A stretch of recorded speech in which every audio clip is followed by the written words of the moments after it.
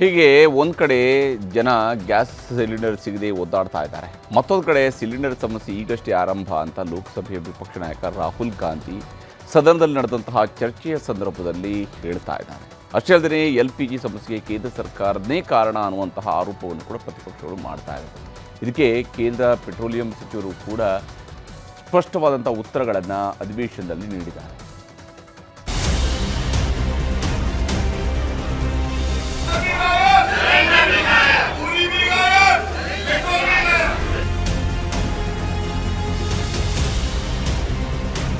ದೇಶದಲ್ಲಿ ಎಲ್ಲಿ ನೋಡಿದ್ರು ಈಗ ಗ್ಯಾಸ್ ಸಿಲಿಂಡರ್ನದ್ದೇ ಸಂಕಷ್ಟ. ಕೇರಳ ಕರ್ನಾಟಕದಿಂದ ಹಿಡಿದು ಕಾಶ್ಮೀರದವರೆಗೂ, ಮಹಾರಾಷ್ಟ್ರದಿಂದ ಹಿಡಿದು ಪಶ್ಚಿಮ ಬಂಗಾಳದವರೆಗೂ ಜನರು ಗ್ಯಾಸ್ ಏಜೆನ್ಸಿಗಳ ಮುಂದೆ ಕ್ಯೂ ನಿಂತಿದ್ದಾರೆ. ಆನ್ಲೈನ್ ಬುಕಿಂಗ್ ಅನ್ನ ತಗೊಳ್ತಿಲ್ಲ.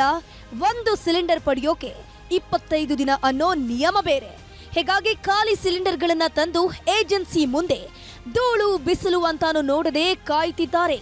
ಇನ್ನೊಂದ್ ಕಡೆ LPG ಸಮಸ್ಯೆಯನ್ನ ಬಗೆಹರಿಸೋಕೆ ಕೇಂದ್ರ ಸರ್ಕಾರವು ವಿಫಲವಾಗಿದೆ ಅಂತ ಕಾಂಗ್ರೆಸ್ ಸಂಸತ್ ಒಳಗೂ ಹೊರಗೂ ಪ್ರತಿಭಟನೆಯನ್ನ ಶುರು ಮಾಡಿದೆ.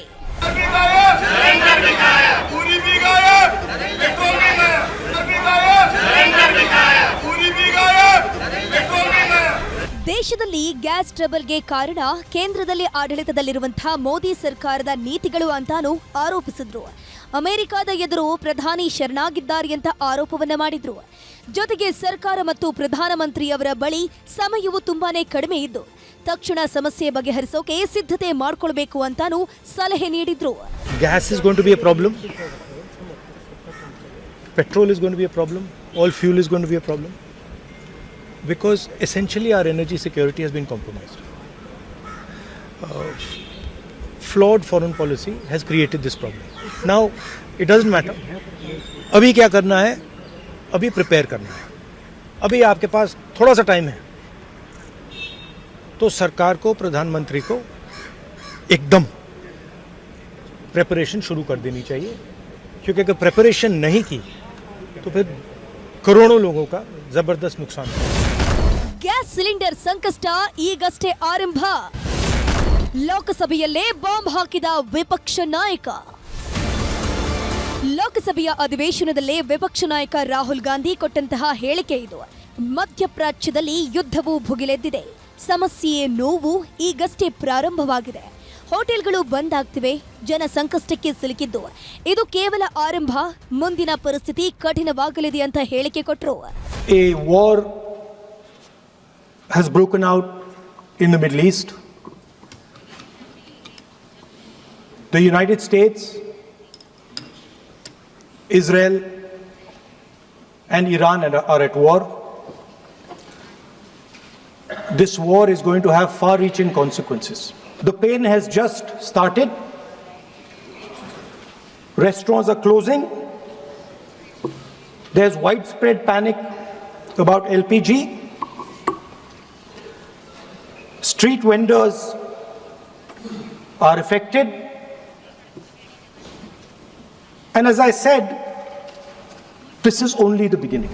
ರಾಹುಲ್ ಗಾಂಧಿ ಇಷ್ಟಕ್ಕೆ ಸುಮ್ಮನಾಗಲಿಲ್ಲ. ಲೋಕಸಭೆಯ ಭಾಷಣದ ವೇಳೆ ಎಪ್ಸ್ಟೀನ್ ವಿಷಯವನ್ನ ಎಳೆದು ತಂದ್ರು. ದೇಶದಲ್ಲಿ ತೈಲ ಸಮಸ್ಯೆ, ಗ್ಯಾಸ್ ಸಮಸ್ಯೆ ಆಗೋಕೆ ಪೆಟ್ರೋಲಿಯಂ ಸಚಿವರು ಕಾರಣ. ಯಾಕಂದ್ರೆ ಜಾರ್ಜ್ ಸೊರೋಸ್ ಸೇರಿದಂತೆ ಹಲವರಿಂದ ಹಣ ಪಡೆದು ಕಾಂಪ್ರಮೈಸ್ ಆಗಿದ್ದಾರೆ ಅಂತಂದ್ರು. ಇನ್ನೊಂದ್ ಕಡೆ ಪೆಟ್ರೋಲಿಯಂ ಸಚಿವ ಹರ್ದೀಪ್ ಸಿಂಗ್ ಪುರಿ ಗ್ಯಾಸ್ ಸಮಸ್ಯೆ ಬಗ್ಗೆ ಮಾತನಾಡೋಕೆ ಎದ್ದು ನಿಂತಾಗಲು ನೋಡು ಯಾರಿದ್ದಾರಿಲ್ಲಿ, ಎಪ್ಸ್ಟೀನ್ ಸ್ನೇಹಿತ ಬಂದಿದ್ದಾರಿಲ್ಲಿ ಅಂತ ಘೋಷಣೆ ಕೂಗಿದ್ರು.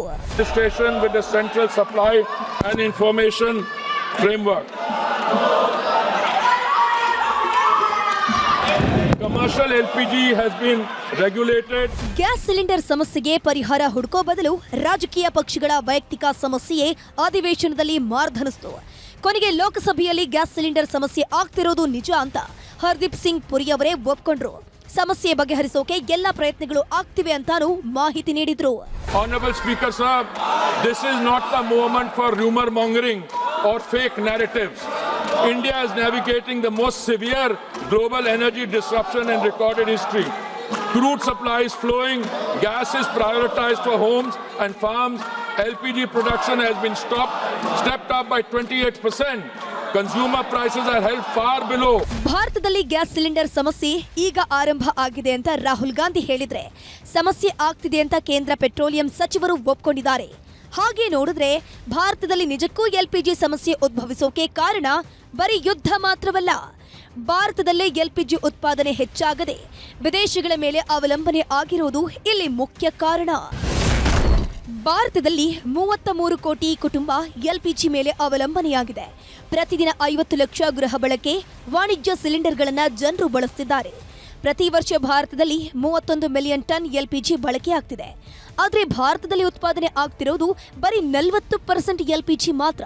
ಇದರಲ್ಲಿ ತಾಂತ್ರಿಕ ಸಮಸ್ಯೆಗಳಿಂದ 25-28% LPG ಉತ್ಪಾದನೆ ಇಳಿಕೆಯಾಗಿದೆ. ಉಳಿದ 60% LPG ವಿದೇಶಗಳಿಂದ ಭಾರತವು ಆಮದು ಮಾಡಿಕೊಳ್ತಾ ಇದೆ. ವಿದೇಶಗಳಿಂದ ಬರುವಂತಹ LPG ಪೈಕಿ ಇರಾನ್ನ ಹರ್ಮುಜ್ ಜಲಮಾರ್ಗದಿಂದಲೇ 90% LPG ಭಾರತಕ್ಕೆ ಬರ್ತಾ ಇದೆ. ಅಲ್ಲಿ ಯುದ್ಧ ಆಗ್ತಿರೋದ್ರಿಂದ ಭಾರತದಲ್ಲಿ ಗ್ಯಾಸ್ ಸಿಲಿಂಡರ್ ಸಮಸ್ಯೆ ಉದ್ಭವಿಸಿದೆ. ಹಾಗೆ ನೋಡಿದ್ರೆ ಭಾರತದಲ್ಲಿ ನಿಜಕ್ಕೂ ಗ್ಯಾಸ್ ಸಿಲಿಂಡರ್ ಸಮಸ್ಯೆ ಶುರುವಾಗಿರೋದು ನಿಜ. ಕೇಂದ್ರ ಸರ್ಕಾರ ಮೌನವಾಗಿದ್ರೂ ಅಧಿಕಾರಿಗಳು ಕೊಡ್ತಿರೋ ಲೆಕ್ಕ ಸಮಸ್ಯೆ ಇದೆ ಅನ್ನೋದಕ್ಕೆ ಪುಷ್ಟಿ ಕೊಟ್ಟಿದೆ. ಆದ್ರೂ ಸಮಸ್ಯೆಯನ್ನ ಸರಿಪಡಿಸೋಕೆ ಕೇಂದ್ರ ಸರ್ಕಾರ ಮಾಡ್ತಿರೋ ಪ್ರಯತ್ನಗಳು ಬೆಟ್ಟದಷ್ಟಿವೆ. ಇನ್ನೊಂದ್ ಕಡೆ ಪ್ರತಿಪಕ್ಷದವರು ಪೆಟ್ರೋಲ್ ಡೀಸೆಲ್ಗೂ ಸಮಸ್ಯೆ ಆಗತ್ತೆ ಅಂತ ಹೇಳ್ತಿದ್ದಾರೆ. ಆದ್ರೆ ಭಾರತ ವಿಶ್ವದ 4ನೇ ಅತಿ ದೊಡ್ಡ ತೈಲ ಸಂಸ್ಕರಣಾ ಘಟಕವನ್ನ ಹೊಂದಿದೆ.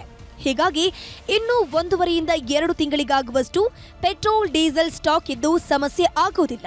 ಆದ್ರೆ ಗ್ಯಾಸ್ ಸಿಲಿಂಡರ್ ಸಮಸ್ಯೆ ಸದ್ಯಕ್ಕೆ ದೊಡ್ಡದಾಗಿರೋದಂತೂ ಸತ್ಯ. Bureau report, news 18.